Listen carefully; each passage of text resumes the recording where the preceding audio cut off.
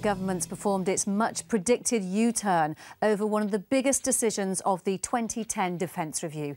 The Defence Secretary has confirmed Britain will buy jump jet versions of the Joint Strike Fighter to operate from a new aircraft carrier, rather than converting the ship to launch planes with a catapult. It also opens up the possibility that both of the carriers that have been ordered could eventually go into service, rather than one of them being mothballed. James Hurst is in Westminster. James, why the change of heart? Two things: the cost soared, and so was the time it would take. An extra £1 billion now on the estimated bill to convert one carrier to launch planes with catapults, and it wouldn't be ready until 2023. That would be the first point where Britain could launch planes from ships. Unacceptable, the Defence Secretary told MPs. He said the facts had changed and therefore it was right to change your mind. His critics, though, say those were always the facts and ministers didn't do their research properly. This is the kind of plane that less than 2 years ago the government said will be the future of British carrier strike capability. When he announced the Defence Review, the Prime Minister said the carrier variant of the Joint Strike Fighter was cheaper and more capable than the jump jet version which Labour had planned. That, he said, was a mistake by the last government. It was left to the Defence Secretary to tell the Commons today why this government now thinks jump jets are the right idea. So I can announce to the House today that the National Security Council has decided not to proceed with the Cats and Traps conversion, but to complete both carriers in the Stovall configuration. This will give us the ability to use both carriers to provide continuous carrier availability at a net additional operating cost averaging around £60 million per year. This U-turn has now come full circle. Nothing has been gained. 2 years have been wasted. In tough times, £250 million has been squandered while our forces are having their allowances cut. Converting to a catapult launch system would have seriously delayed the building of Britain's two new aircraft carriers. Now, the first of them, the Queen Elizabeth, should be carrying Joint Strike Fighters by 2020, and she may stay in service rather than being mothballed. The downside to choosing a jump jet fleet is they can't carry as much fuel, so potentially can't fly as far. It also ends the suggestion of British and French planes flying from each other's carriers. So militarily, which would actually be better? That's going to be one people, I would bet, are still poring over charts and data tables in both main building and down at Abbey Wood. Yes, the fact that you can now have 100% carrier availability with strike aircraft as opposed to 66% is a major step up. However, in 2010, when they announced that they were going to go for the carrier variant, they said that the F-35C, the carrier variant aircraft, was undisputably a better aircraft, more capable. The choice of jet and carrier configuration was central to the 2010 Defence Review.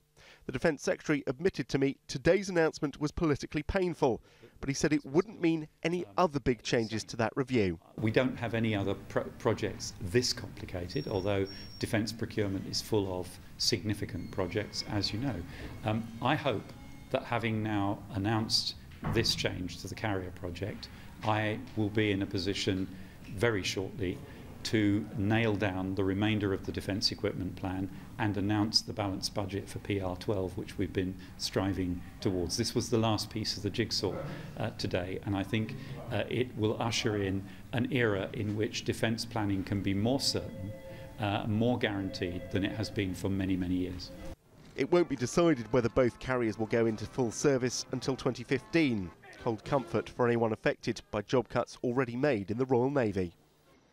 Well, that's the politics of it. What about the military view? Senior defence forces I've been hearing from today have been insisting that the service chiefs are right behind this change of heart. Certainly the Chief of Defence Staff General Sir David Richards has come out and very publicly backed it, even though he concedes jump jets aren't necessarily the perfect solution.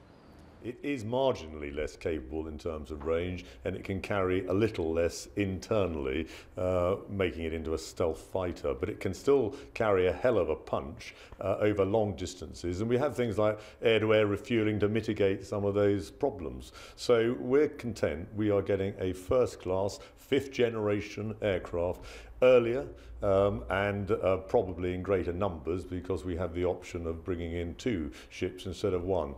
I think this is a brave, right decision reflecting the reality of the world that we now live in.